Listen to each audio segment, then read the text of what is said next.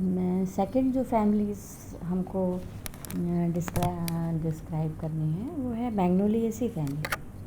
जैसा कि पिछली मैं रेननकुलेसी फैमिली में मैंने आपको इंट्रोडक्शन में बताया था कि रेननकुलेसी फैमिली, मैग्नोलिएसी फैमिली और निम्फिएसी फैमिली जो आपके कोर्स में, इन तीनों को बैंथम एंड हूकर और एंगलर एंड प्लांटल दोनों ने रेनेल्स में रखा। और रेनेल्स को सबसे प्रिमिटिव माना जाता है, मतलब सबसे शुरुआती पौधों में इन फैमिलीज़ के पौधे रखे गए हैं।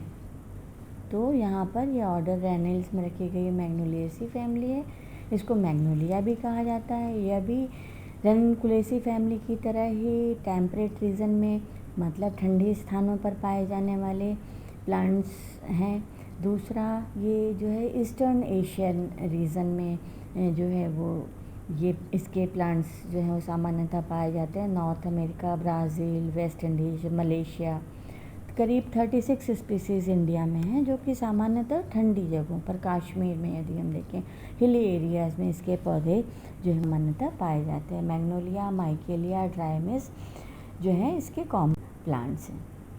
यहाँ पर हम देख रहे हैं कि ये तीनों प्लांट्स हैं, मैग्नोलिया है, माइकेलिया है, ड्राइमिस है। यहाँ पर इसके आइडेंटिफाइंग फीचर कि इस फैमिली के क्या पिक्यूलियर फीचर है जिनकी सहायता से हम इसे पहचानते हैं।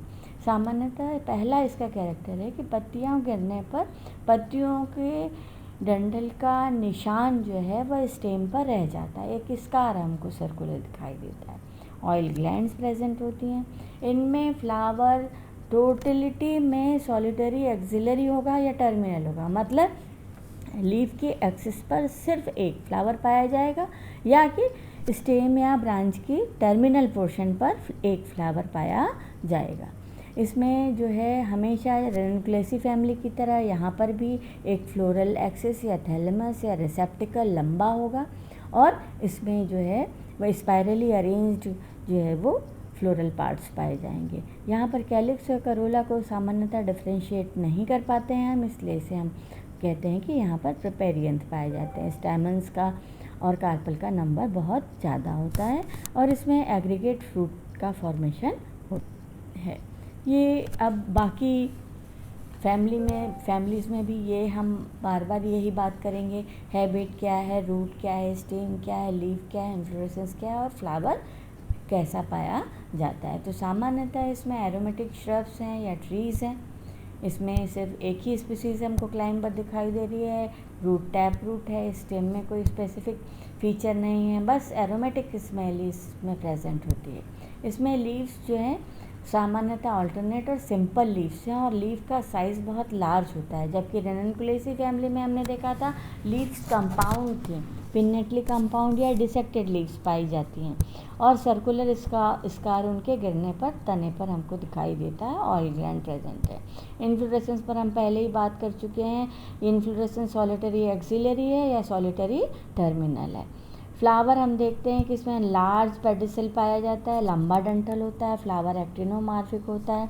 फ्लोरल पार्ट्स जो है वो फ्लोरल एक्सिस पर या रिसेप्टिकल पर इसलिए अरेंज्ड पाए जाते हैं। यहाँ पर दिखाया गया है इस स्लाइड में, ये कोन शेप रिसेप्टिकल है जिस पर हमको सेपल है, कैलिक्स है, करोला है, एंड्रोशियम, गाइनोशियम जो है वह स्पाइरली अरेंज दिखाई दे रहे हैं। ये ऊपर की तरफ जो आपको ग्रीन दिखाई दे रहा है ये कार्पल है। देखिए ढेर सारे कार्पल जो है और ये छोटा सा नुकीला जो हुक के समान हमको स्टाइल और स्टिग्मा दिखाई दे रहा है। निचला भाग जो है वह उसकी ओवरी है और उन तीनों को मिलाकर हम कहते हैं कार्पल।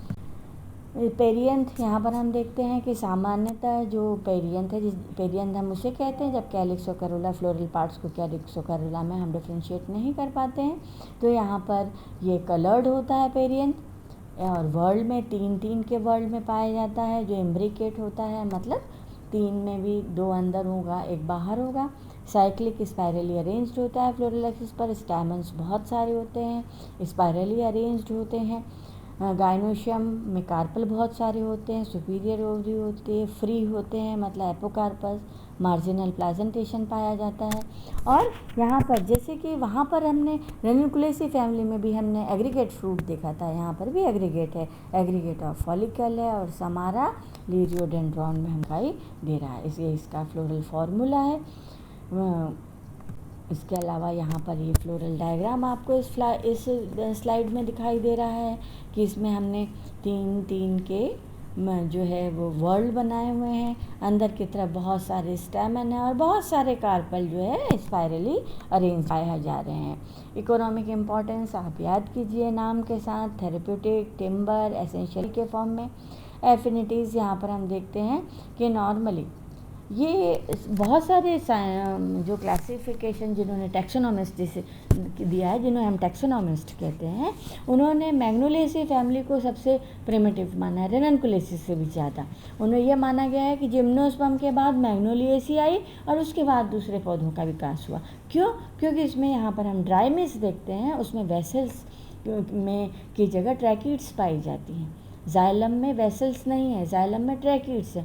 और जिम्नोस्पर्मिक प्लांट्स वे प्लांट्स हैं जिनमें कि जाइलम वेसल्स नहीं, जाइलम ट्रैकिड्स पाई जाती हैं। तो इनकी समानता हमको किससे दिखाई दे रही है? जिम्नोस्पर्म से दिखाई दे रही है। मतलब जिम्नोस्पर्म के बाद मैग्नोलिएसी के पौधे विकसित हुए और उसके बाद दूसरे पौधों का विकास हुआ। उसी तरह से स्पाइरली अरेंज्ड कार्पल बेनेटाइडिल्स जो जिम्नोस्पर्म का प्लांट उससे समानता दिखा रहा है, इसलिए ये से